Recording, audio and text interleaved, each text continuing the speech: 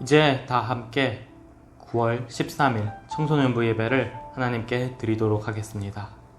사도신경으로 함께 하나님께 우리의 신앙을 고백하겠습니다. 나는 전능하신 아버지 하나님, 천지의 창조주를 믿습니다.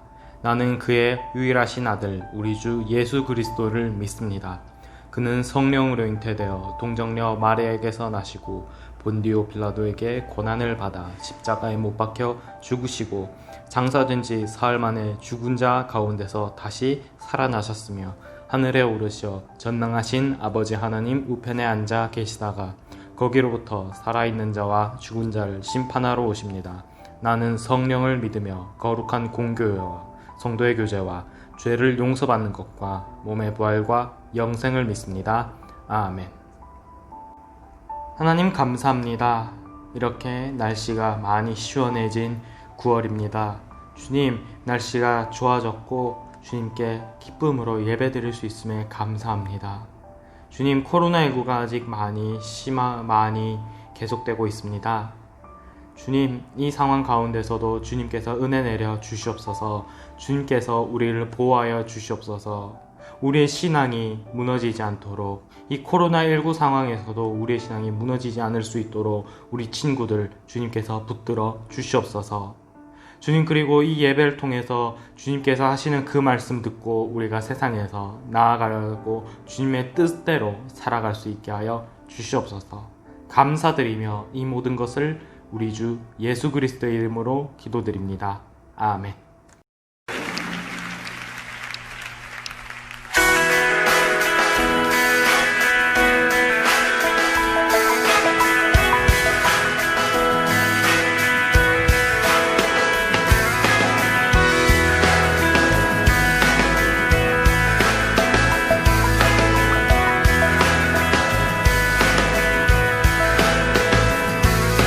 주와 같이 길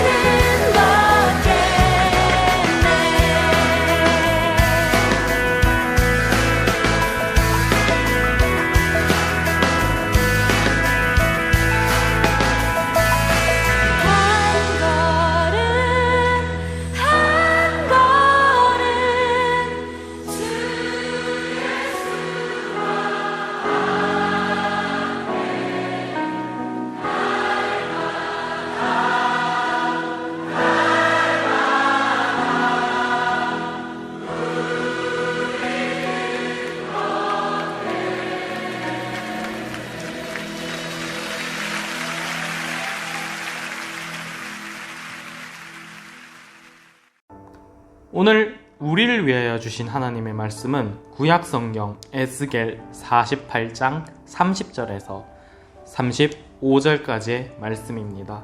구약성경 에스겔 48장 30절에서 35절까지의 말씀을 제가 낭독합니다. 하나님의 말씀을 경청하십시오. 그 성읍의 출입구는 이러하니라. 북쪽의 너비가 4,500척이라. 그 성읍의 문들은 이스라엘 지파들의 이름을 따를 것인데 북쪽으로 문이 셋이라. 하나는 르우벤 문이요 하나는 유다 문이요 하나는 레위 문이며 동쪽의 너비는 4,500척이니 또한 문이 셋이라. 하나는 요셉 문이요 하나는 베냐민 문이요 하나는 단 문이며 남쪽의 너비는 4,500척이니 또한 문이 셋이라. 하나는 시므온 문이요 하나는 이사갈 문이요 하나는 스불론 문이며 서쪽도 4,500척이니 또한 문이 셋이라. 하나는 갓 문이요 하나는 아셀 문이요 하나는 납달리 문이며 그 사방의 합계는 18,000척이라. 그날 후로는 그 성읍의 이름을 여호와 삼마라 하리라. 아멘. 어느덧 9월 두 번째 주입니다. 날씨가 정말 많이 시원해졌어요. 태풍이 두 번 지나가고 조금 시간이 지나니 언제 여름이었냐는 듯 날씨가 정말 많이 선선해졌습니다.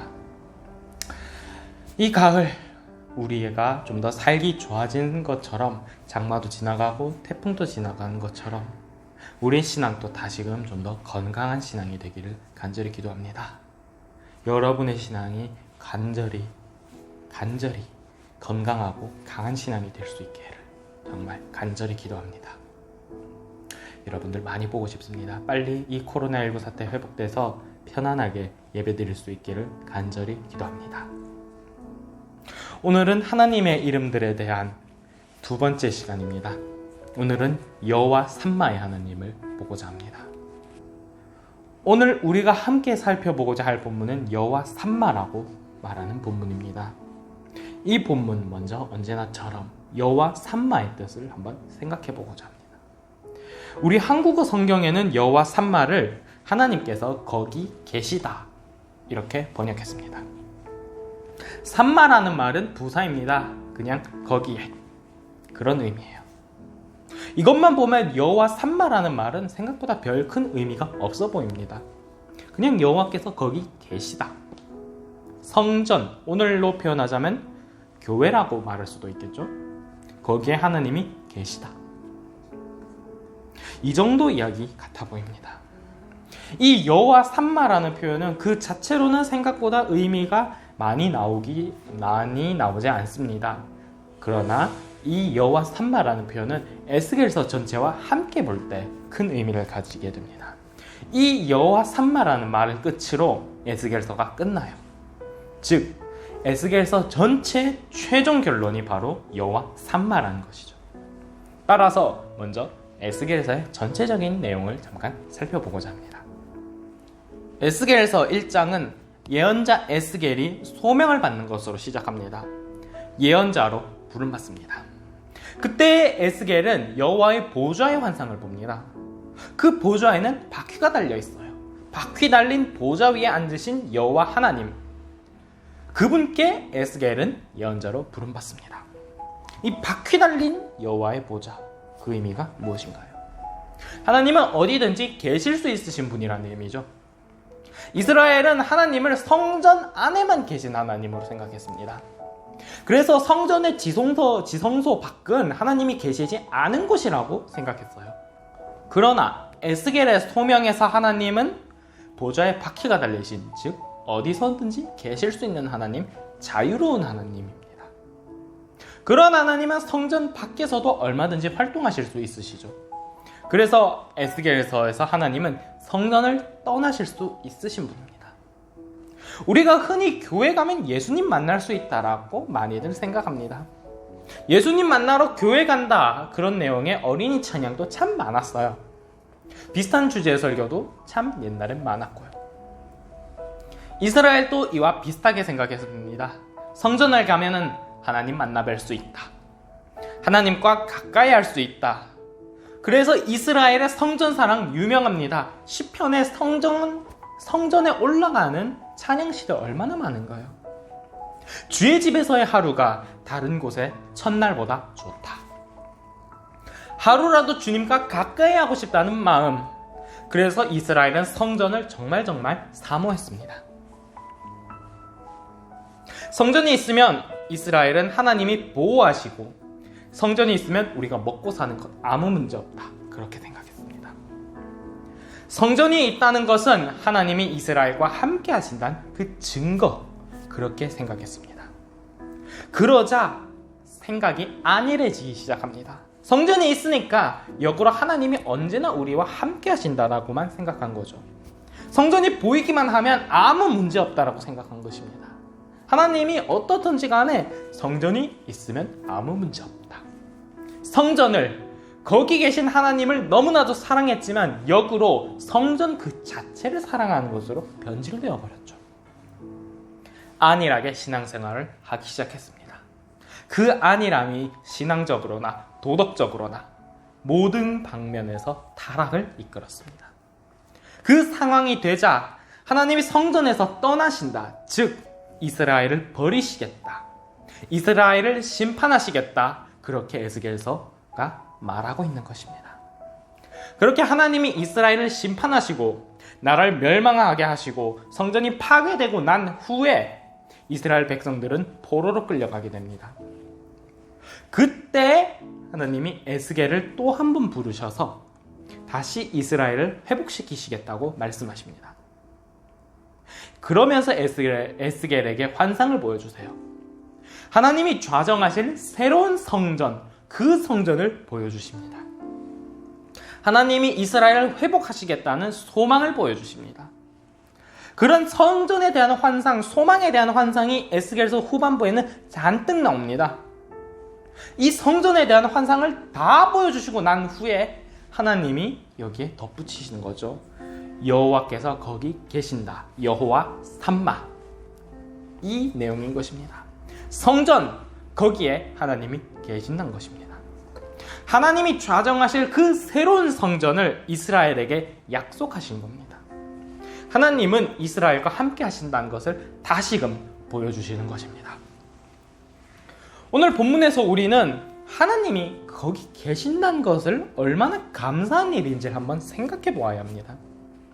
하나님의 칭호들을 살펴보면서 우리가 하고자 했던 것은 하나님에 대해서 기본적인 것들을 다시금 생각해 보는 것이었어요. 우리의 신앙에서 하나님이 우리와 함께 하신다는 것이 얼마나 귀한 것인가, 그것을 생각해 보자는 것이죠. 하나님은 우리와 함께 하십니다.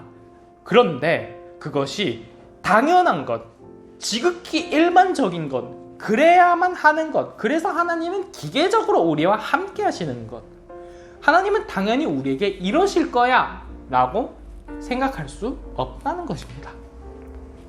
이스라엘을 한번 봅시다. 이스라엘은 하나님을 성전에 계신 하나님, 좀 더 정확히는 성전에 갇힌 하나님으로 생각했습니다. 그래서 하나님을 뵈려면 성전에 가고, 그 하나님을 대한 열망은 성전에 대한 열망으로 변질되어 버렸어요. 그런데 중요한 것은 하나님은 성전에 매이신 분이 아니란 것이죠. 어디든지 계실 수 있는 하나님입니다. 그 사실을 에스겔서는 분명하게 상기시킵니다. 성전이 언제나 거기 있는 것처럼 하나님도 건물 마냥 거기에 계신 분이 아니에요. 하나님의 임재는 당연한 것이 아닙니다. 그것을 당연한 것으로 여겼기에 신앙이 점차 흐려졌고, 이어서 하나님의 말씀을 지키려는 태도마저 흐려진 것입니다. 사람은 없어봐야 소중한 줄 깨닫는다고 합니다.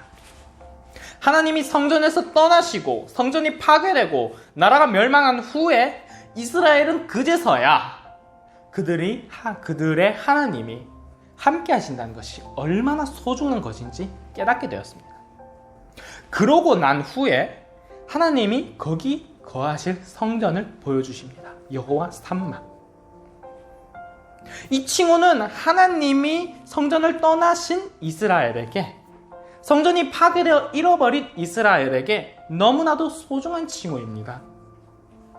심판과 포로라는 고난을 겪고서야 이스라엘은 신앙에서 가장 기본적인 것을 다시금 생각하게 된 것이죠. 하나님이 함께 계신다는 것의 소중함을 말입니다. 에스겔서는 우리에게 이것을 말합니다. 하나님이 함께 하신다는 것이 얼마나 소중한 것인가. 하나님은 자유하신 하나님입니다. 우리가 특정할 수 없습니다. 우리가 이렇게 하면 하나님이 우리와 함께 하시겠지. 내가 이것을 하면 하나님이 함께 하셔서 나를 도와주시겠지. 내가 이것을 하면은 하나님이 나에게 능력 주시겠지. 이렇게 생각할 수 없습니다. 그것은 내 뜻이지 하나님의 뜻이 아닙니다. 그래서 우리는 언제나 하나님이 우리를 도와주실 것을, 우리와 함께하여 주실 것을 간절히 간구해야 한다는 거예요. 하나님의 도우심을 구해야 합니다. 하나님이 함께 하심을 구해야 합니다. 매 순간순간요. 호의가 계속되면 권리인 줄 안다는 말이 있어요. 하나님이 그냥 은혜 막 부어주시니까 내가 그 은혜 받는 것을 당연하게 생각한다는 겁니다. 하나님이 은혜 부어주시는 것은 당연한 것이 아닙니다. 당연한 것이면 그게 은혜라고 부를까요? 아니에요. 당연하지 않기 때문에 은혜라고 부르는 것입니다. 하나님이 나와 함께 하신다는 것은 가장 기본적인 은혜입니다. 그렇지만 그 기본적인 것마저도 은혜라는 사실을 중요하게, 분명하게 기억해야 합니다. 이스라엘의 모습들을 보고서 교과서처럼 이렇게 살지 말라고 성경은 말하는 것입니다. 여호와 삼마의 하나님이란, 하나님이 성전에 계신다는 그것은 하나님이 우리와 함께 하신다는 것입니다. 그 기본적인 것 같아 보이는 것, 그 당연해 보이는 것, 얼마나 감사한 일인지 다시금 생각해 보라는 것입니다. 여러분, 신앙은 하나님의 은혜에 감사해야 하는 것입니다. 사도 바울이 데살로니가 전서에서 이렇게 말하죠. 데살로니가 전서 5장 18절입니다. 범사에 감사하라. 이것이 그리스도 예수 안에서 너희를 향하신 하나님의 뜻이니라. 범사라는 것은 모든 일에 감사라는 것입니다. 물론 사도 바울이 데살로니가 전서에서 한 맥락은 슬픈 일이나 괴로운 일에도 감사하라는 맥락이었습니다. 그렇지만 오늘 우리의 시점에서는 이것을 좀 더 확장해서 생각해 볼 수 있죠. 모든 일에 감사하는 것은 당연한 일에도 감사해야 한다는 것입니다. 당연해 보이는 하나님과의 관계에서도 우리는 감사해야 한다는 것입니다. 권태기라는 말이 있어요. 어떠한 상황이나 일에 실증을 느끼게 되는 그러한 감정을 말합니다. 흔히들 연애와 부부관계에서 권태기라는 말을 쓰는데 실제로는 모든 일, 상황에서 실증을 느끼거나 지루하게 여겨진다. 그런 상황에서는 권태감을 느낀다라고 무엇이든지 말할 수 있습니다. 이런 권태감이 오는 이유, 권태기가 오는 이유는 어떤 일과 직업에서 얻는 자극, 그러한 자극, 성취감이 사라져버렸기 때문입니다. 쉽게 말하면 질린다라고 우리가 말할 수 있죠. 게임이나 운동, 스포츠 이런 것 계속 하다 보면은 하루는 계속 재밌을 수 있어요. 그런데 이것을 매일매일 수십을, 수년을 계속 하다 보면은 이게 그렇게 재밌을까요? 게임을 계속 하다 보면 정말 하루에 10시간씩 게임만 하고 그렇게 수년을 보내야 한다면 그게 그렇게 계속 재밌을까요? 아닙니다. 권태감을 느껴서 실증감이 나게 돼 있어요. 새로운 자극이 없어서 결국 그 게임이, 그 경기가, 그 일이 거기서 거기 같아 보입니다. 그래서 질리게 되는 것이죠. 인간관계도 비슷합니다. 연애에서 권태기라는 것은 상대를 만날 때 얻는 자극, 무슨 새로운 감정 이런 게 더 이상 느껴지지 않는다는 거예요. 상대가 익숙하고 편안하다는 것은 좋은 일입니다. 그래서 안정감을 준다는 것은 정말 좋은 일이에요. 그런데 상대를 만나도 아무런 감흥이 없다면, 권태감을 극복하지 못한다면 결국 상대방에게 실증이 나서 서로 관계가 멀어지기 쉽습니다. 여러분, 우리 신앙에서도 이러한 부분을 좀 살펴보아야 합니다. 하나님과의 관계가 이젠 너무나 당연해버리진 않았는지요? 아무런 느낌이 없는지는 않은지요? 수면의 때만 뜨겁게 불타오르고 그 이후에 불타오르던 마음은 쏙 사라져버리진 않았는지요? 이번 여름 우리가 특히나 그런 뜨거움을 발산하지 못했습니다. 현실은 너무나 쉽지 않았습니다. 코로나19는 정말 난감한 상태였습니다. 그렇다고 해서 우리가 하나님과의 관계가 권태감을 느낀 채 그저 그렇게 보내버리면 안 됩니다. 하나님 앞에선 사소한 것 같아 보이지만 하나님이 우리에게 주신 그 은혜 하나하나를 새겨보며 감사할 수 있어야 합니다. 여러분, 여호와 삼마의 하나님은 어느 곳에나 계시는 하나님입니다. 그래서 언제나 우리와 함께 하시는 하나님입니다. 우리에게 언제나 은혜 부어주시는 하나님입니다. 우리는 그 은혜를 매 순간 느끼고 살고 있습니다.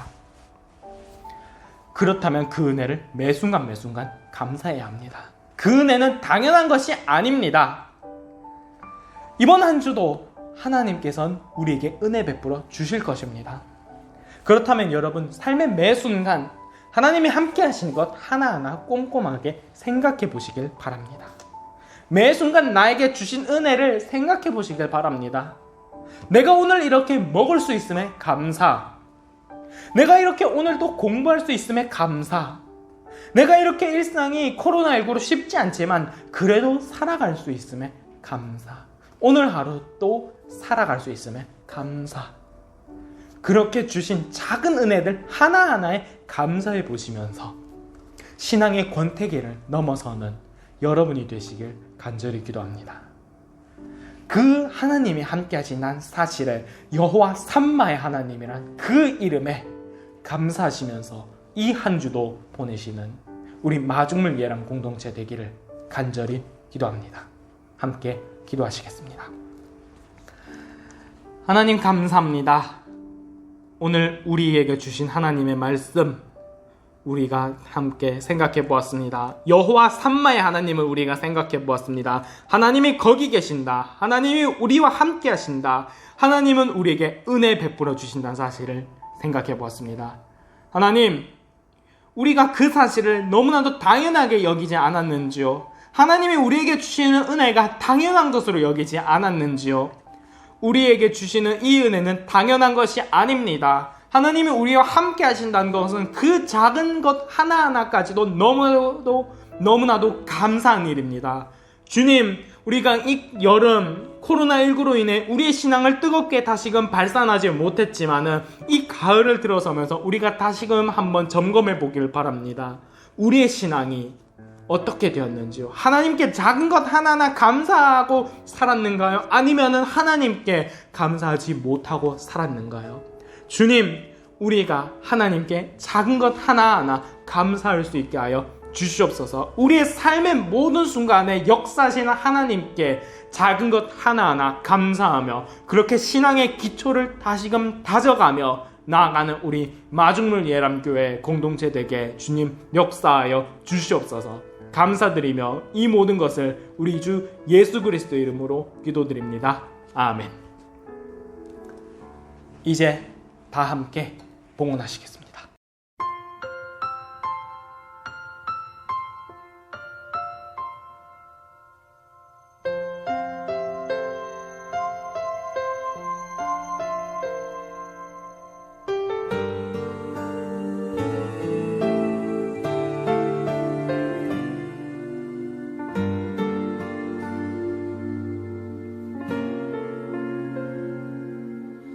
나의 모습 나의 소유 주님 앞에 모두 드립니다. 모든 아픔 모든 기쁨 내 모든 눈물 받아 주소서. 나의 생명을 드리니 주 영광 위하여 사용하옵소서. 내가 사는 날 동안에 주를 찬양하며 기쁨의 제물 되리. 나를 받아 주소서.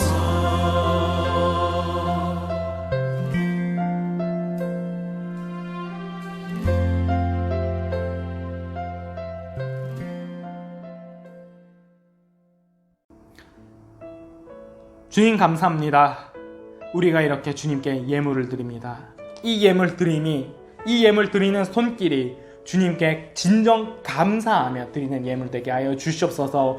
오늘 또 우리에게 부어주신 은혜에 감사하며 드리는 예물 되게 하여 주시옵소서. 삶의 가장 작은 순간마저도 주님께 감사하며 드리는 예물 될 수 있도록 주님 그 감사의 손길 받아 주시옵소서.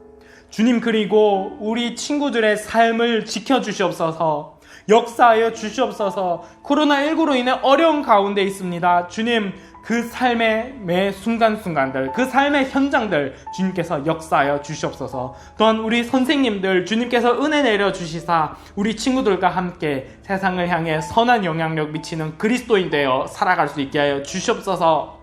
우리 마중물 예람 공동체 가운데 있는 환우들, 아픈 사람들 주님 기억하여 주시옵소서. 그들에게 특별히 치료의 은혜 부어 주시옵소서. 주님께서 함께하여 주시옵소서. 주님 감사드립니다. 이 모든 간구와 기도를 주님께 드리오니 주님 역사하여 주시옵소서. 감사하며 예수 그리스도의 이름으로 기도드립니다. 아멘. 이제 다 함께 주기도문으로 예배 마치겠습니다.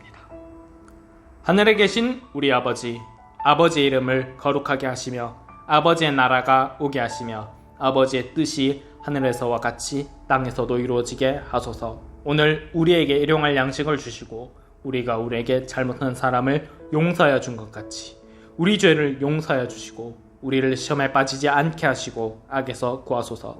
나라와 권능과 영광이 영원히 아버지의 것입니다. 아멘.